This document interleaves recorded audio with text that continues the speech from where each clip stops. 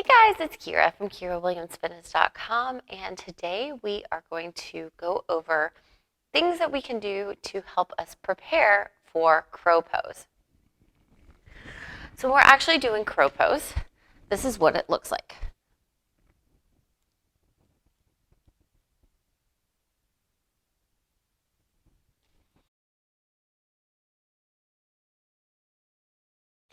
We're going to be balancing on our hands and squeezing our obliques and our hip flexors, pushing the ground away, and then curling our feet up towards our butt.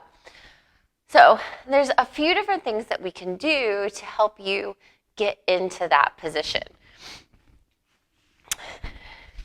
The first thing that we want to do is we always want to be remembering that we're pulling our knees and our elbows towards one another. So we can actually do this from the seated position and then push from your hips up into your elbows. Your legs are moving up, but now your elbows are resisting.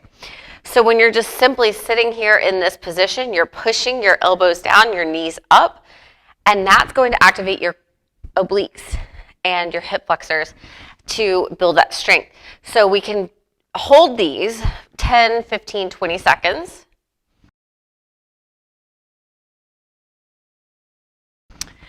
The next thing that we could do is come into our high plank position.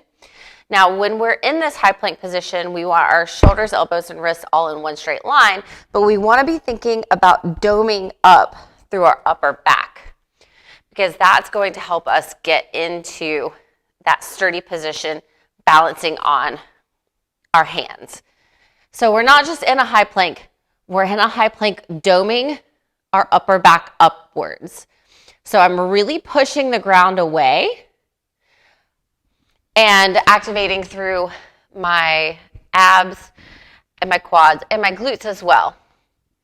So holding that high plank will help get us there, but also bringing our knee to our elbow and holding the same way that we did from that seated position, pushing the knee into the elbow and then actively pushing the elbow back into the knee and holding those for 10 or 15 seconds on each side.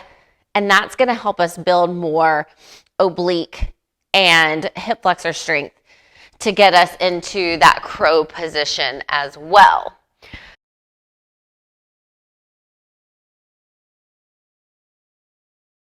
So that would be the second thing that you would practice.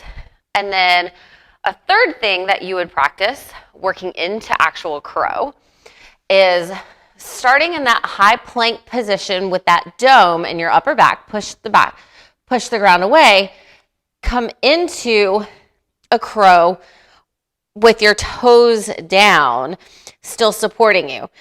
As you're doing this, both feet are on the floor, but again, you're actively pushing the elbow, tricep area into the knee and pushing the knee into the tricep. So everything's active. It's hard for me to talk because that's how activated my obliques and my hip flexors actually are at this time. But when you're doing this, I also want you to start thinking about having your weight kind of moving forward. So dome in the upper back, push the knees into the triceps and the triceps or elbows back to the knees. And then we're not actually bringing our feet up, but we're simply shifting more weight into our hands. And it feels like you're going to fall over, but I promise as long as you keep pushing your elbows back, you're not going to fall over. So just practice holding that. And then the fourth thing would be to start bringing one foot at a time off the ground.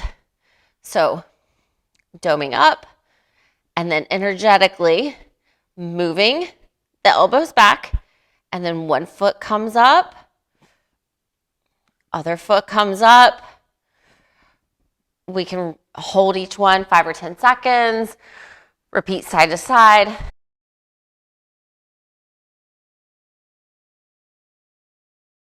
And then you will finally be ready. Lift one foot, lift another, and now feet come up towards the butt. And that's crow pose.